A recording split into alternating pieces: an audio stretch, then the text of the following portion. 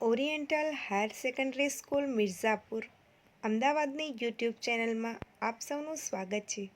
વિદ્યાર્થી મિત્રો, યુટ્યુબ ચેનલને સબસ્ક્રાઈબ કરો, વિડીયોને લાઈક કરો અને શેર કરો. આજે આપણે ધોરણ 11ની અંદર વિષય ગુજરાતીમાં પાઠ 12 છે પ્રસંગદીપ, એના વિશે અભ્યાસ કરીશું. સાહિત્ય પ્રકાર છે પ્રસંગ કથા. તેના લેખક છે ભરત ભટ્ટ. ભરત ભટ્ટ જે લેખક છે તેમણે ખૂબ સરસ મજાની આ પ્રસંગ કથાઓ આલેખી છે. આની અંદર 2 કથાઓ આપવામાં આવી છે.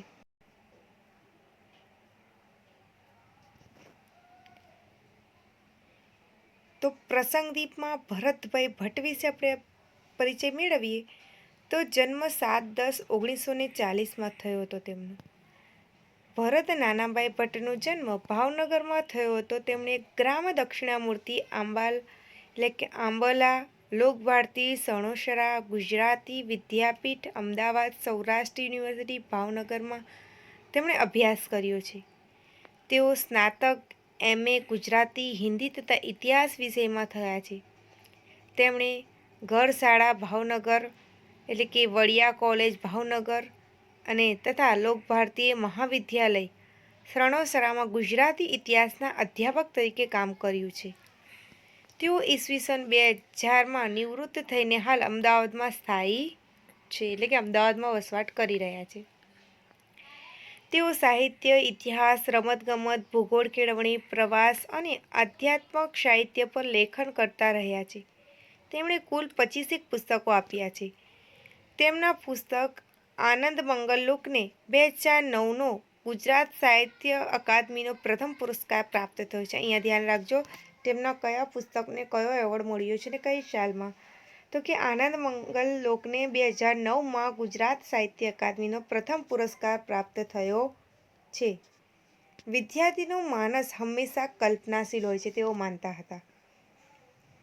એમાં વિદ્યાર્થીઓનું જૂથ એકત્ર થાય પછી તો પૂછવું જ શું, નિત નવા પ્રશ્નો કલ્પનાઓ તેમના મનમાં જાગે તો જ નવાય. કે છે કે વિદ્યાર્થીનું મગજ આમે કલ્પનાશીલ હોય, કંઈક ને કંઈક વિચારતું હોય છે. અને એમાંય પાછું એક આખું જૂથ ભેગું થઈ જાય તો પછી એનું કહેવું જ શું કે છે કે પછી તો કંઈ વાત જ નહીં, પછી શું કહેવું એમાં. અહીં આ દક્ષિણામૂર્તિ એટલે કે આંબલા સંસ્થામાં જે દક્ષિણામૂર્તિની જે એમણે સેવા બજાવી છે, ત્યાં એમણે કાર્ય કર્યું, ત્યાંની સંસ્થામાં જે વિદ્યાર્થીઓ પોતાના પ્રશ્નો લઈને આવે ને એ પ્રશ્નને એમણે કેવી રીતે સમજ્યા અને એ પ્રશ્ન ક્યાં સુધી એમનો જે પ્રસ્તાવ છે વિદ્યાર્થીનો એ ક્યાં સુધી જશે અને ક્યાં સુધી એનો નિર્ણય આવશે, એના વિશે એમણે પહેલાંથી અગાઉથી વિચારી લીધું કે એમનો એક અજબથી શક્તિ હતી કે સામાવાળાને ઓળખવાની, કે જે કહેશે એ ક્યાં સુધી પહોંચશે એ વાત. તો કે છે કે ચિત્ત આકાર લેતી કલ્પનાઓ અને પ્રયોગોનું એક ઉત્તમ અધ્યાપકની અદાથી નાના ભાઈએ કરેલું નિરાકરણ પ્રેરણાદાયક છે. પ્રશ્નોને દબાવી દેવાથી પ્રશ્નોનું નિર્મૂલ્ય થતું નથી, એ માનતા હતા હંમેશા. કે કંઈક કીધું આપણે કે આપણે એમ કહીએ કે આ શક્ય નથી, પણ એ શક્ય નથી તો એમ માનીને એને દબાવી દેવું એ પણ યોગ્ય નથી, એવું તે નાનાભાઈ માનતા હતા. અને કે છે કે એને અનુભવી દ્રષ્ટાંત, ઉત્તમ શિક્ષક અને કેળવણીકારના વિદ્યાર્થીઓ સાથેના વ્યવહાર અહીં નિરૂપણ જોવા મળે છે. એક ઉત્તમ કોટીના જે પ્રિન્સિપલ હોય એનું ઉદાહરણ અહીંયા જોવા મળે છે.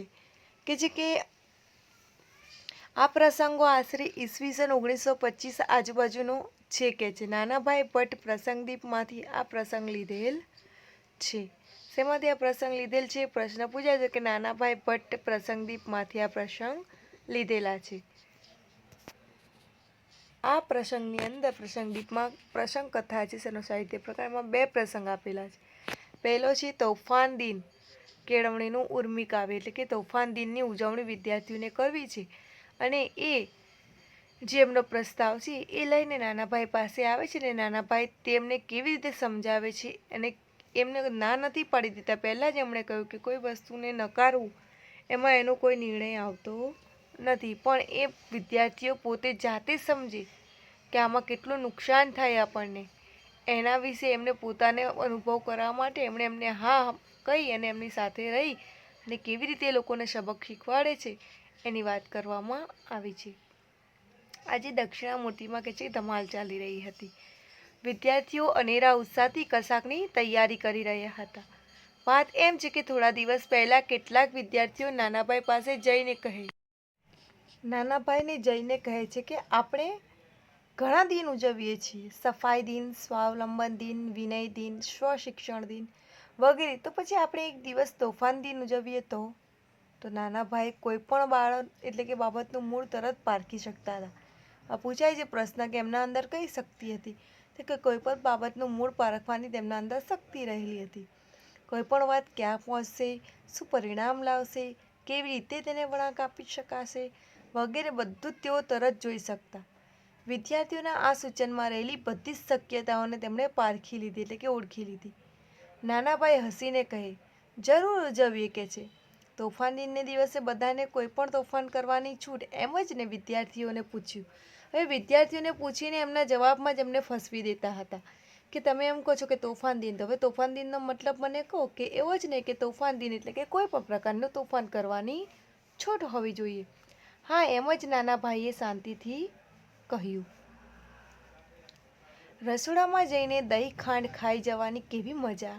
એક વિદ્યાર્થીએ ગેલમાં આવી જઈ કહ્યું. ગેલ એટલે કે મજાકમાં, ખુશીમાં કે છે કે આપણે રસોડાની અંદર જઈ કે છે કે દહીં ખાંડ ખાઈ જઈશું એટલે તોફાન કરીશું એ પ્રમાણનું. કોઠારમાંથી ઘી ગોળ ખાવાના.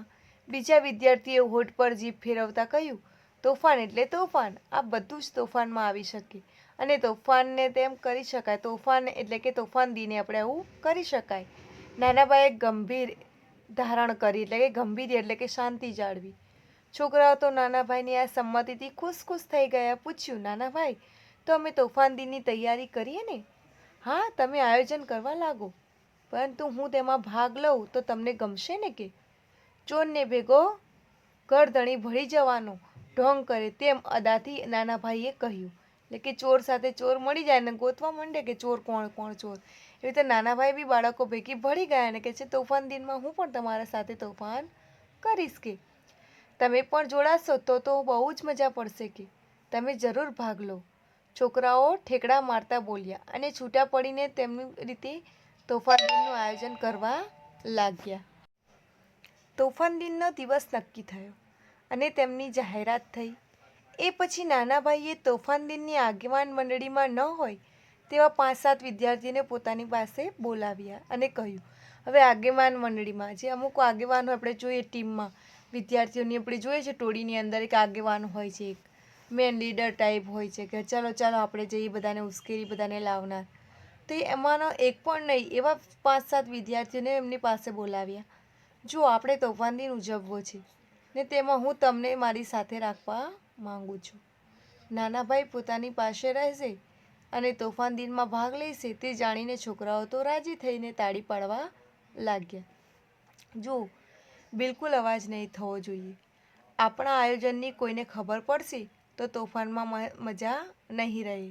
આપણે બધું ખાનગીમાં અને ચૂપચાપ કરીશું. હવે નાનાભાઈ કે બીજા વિદ્યાર્થીને બોલાવે, જે આવ્યા હતા એ વિદ્યાર્થીને એમની પાસે, એ સિવાયના જે હતા એમને બોલાવીને કહે છે કે આવી રીતે તોફાન દિન ઉજવવાનો છે તો તમે મારી સાથે રહેશો. કે અને આપણે કઈ રીતે તોફાન કરશું એમને ખબર, બીજી મંડળી જે છે, બીજા વિદ્યાર્થીઓ જે લઈને આવ્યા હતા તોફાન દિનની વાત, એમને ખબર પડવી જોઈએ નહીં. અને આપણે આનું આયોજન, આની આપણે તૈયારી ચૂપચાપ કરીશું.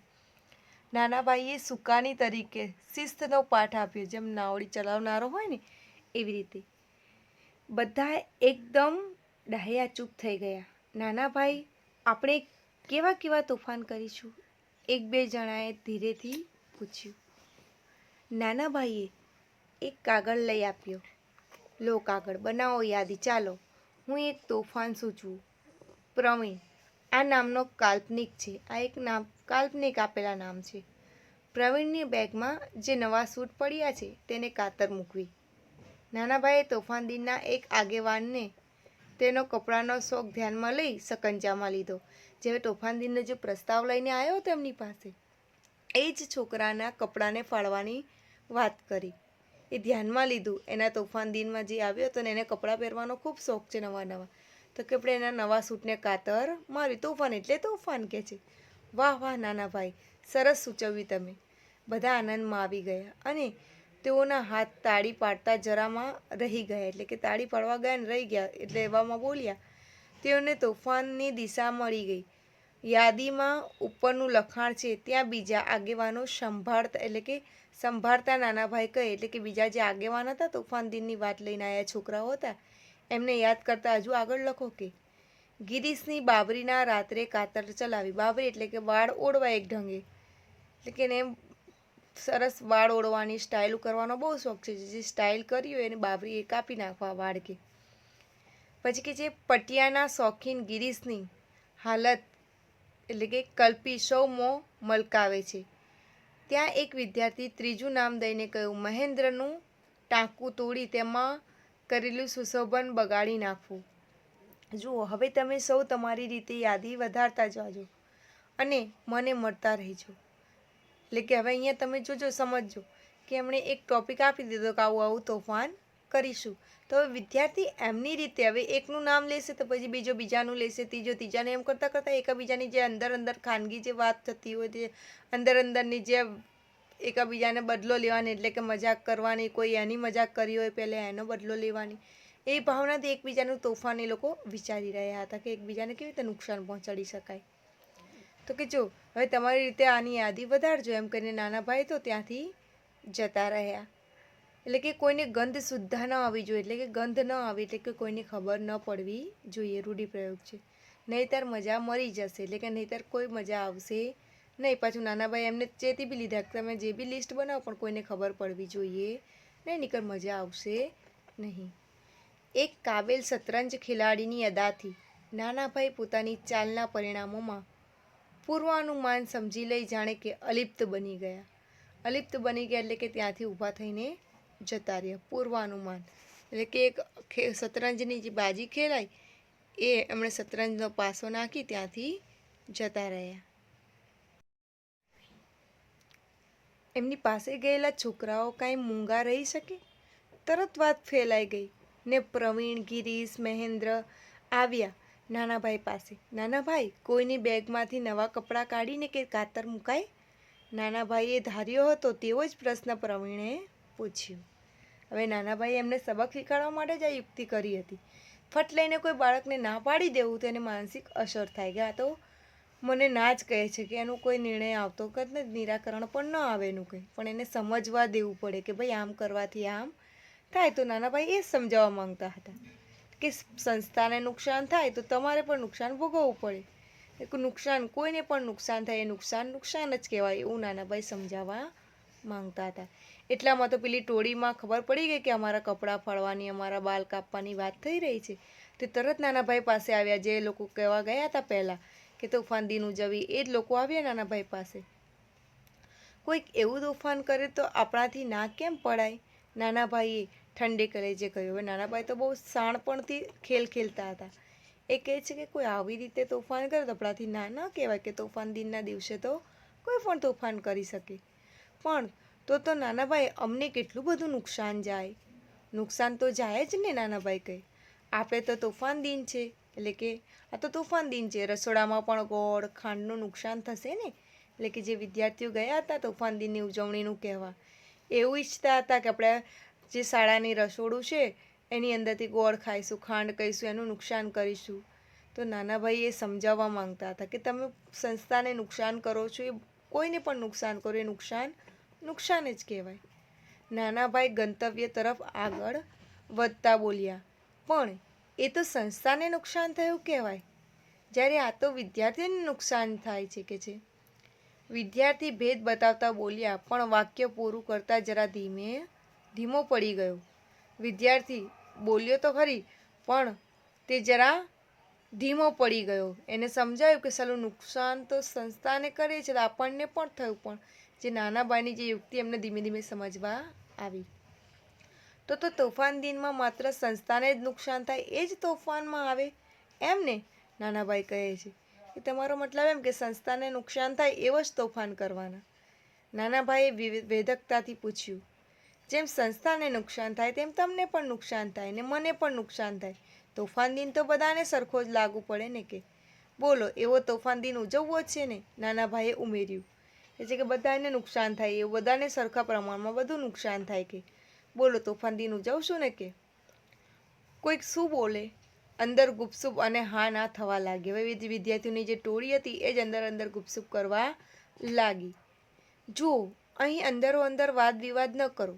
શું કહે છે નાના ભાઈ, તમે અહીંયા આવી ચર્ચા ન કરો કે બધા જ વિદ્યાર્થીઓને ભેગા કરો કે એક કામ કરો, તોફાન દિન રાખવો કે નહીં તે આપણે સૌ સાથે મળીને નક્કી કરીએ, નાના ભાઈએ કહ્યું. બધા નાના ભાઈની હાજરીમાં મળ્યા અને પોતે જેને આકર્ષક અને લાભપ્રદ એટલે કે કાર્યક્રમ માનતા હતા તેની પર ગંભીરતાથી ચર્ચા વિચારણા કરી. જેઓ તોફાન દિનની મધુર કલ્પના સર્જન માટેનું ફળદ્રુપ ભેજું ધરાવતા હતા તેઓ જ આ સભામાં તોફાન દિન બંધ છે તેમ જાહેર કર્યું. હવે જે ટોળી ગઈ હતી, જે વિદ્યાર્થીઓ ગયા હતા નાનાભાઈ પાસે તોફાન દિનની ઉજવણીનું વાત લઈને, એ જ વિદ્યાર્થીઓ તોફાન દિન બંધ છે એવું જાહેરાત કરી. એટલે કે એમણે જ ના પાડી દીધી કે આપણે આવો દિવસ ઉજવવો નથી. તમે જોઈ શકો છો કે આમાં નાના ભાઈએ ક્યાંય ના પાડી, ભરતભાઈ નાનાભાઈ ભરતભાઈ ભટ્ટે એમણે ક્યાંય ના પાડી? ક્યાંય ના નથી પાડી. વિદ્યાર્થીઓને એમની જ જાળમાં એમને ફસાવ્યા અને એમને સમજાવ્યું, એટલે કે એક પાઠ ભણાવ્યું. નુકસાન કોઈને પણ થાય, નુકસાન કહેવાય અને જે ઉજવાતું હોય, જે થતું હોય એ રીતનું કરાય. પછી એવું નહીં કે આપણે એક તરફી નુકસાન બીજાને પહોંચાડીને આપણે મજા લઈએ, એવું તો બનતું નથી. એટલે કે એમને સમજ પણ આપી. શતરંજ કહો, નાટક કહો, યુદ્ધ કહો, જે કહો તે, પણ તેના ખેલનાર જુદા હતા ને તેને ખેલવનાર દૂર અદૃશ્ય અલગ હતા. એટલે કોણ હતું અદૃશ્ય અલગ ખેલવનાર? એ નાનાભાઈ હતા. વિદ્યાર્થીઓ અંદર જ બધું બંધ કરી દીધી ચર્ચા. નાનાભાઈએ આમ યુવા કેળવણીની એક અદ્ભુત ચાલ ચાલી બતાવી. તો કેટલું સરસ મજાનું છે ને વિદ્યાર્થીઓ, કે તોફાન દિનની ઉજવણી માટે ક્યાંય નાનાભાઈએ ના પાડી નહીં, પણ બાળકોને સાથે સમજણ પણ પડી અને જાતે જ પોતે નિર્ણય ફરી એમણે બદલવા પર મજબૂર કર્યા. એ રીતનું એમણે કાર્ય કર્યું. અગાઉ પહેલાં જ કીધું કે તે બધી જ વાત તે અગાઉથી કે છે કે સમજી જતા હતા. એમને જે કોઈ વાત મૂકે એમના આગળ તેનું મૂળ તરત પારખી શકતા. કોઈ પણ વાત ક્યાં પહોંચશે, શું પરિણામ લાવશે, કેવી રીતે વળાંક લેશે, એમને નક્કી હતું કે હું આવી તરહ કામ કરી તો ચોક્કસ વિદ્યાર્થીઓ જ કહેશે કે અમારે આ તોફાન દિન ઉજવવો નથી. તો અગાઉ બીજો પ્રસંગ છે એ આપણે બીજા ભાગની અંદર એના વિશે આપણે ચર્ચા કરીશું. અત્યારે આપણે અહીંયા સુધી આ પાઠ રાખીએ છીએ. વિડીયો સાંભળવા બદલ થેન્ક યુ.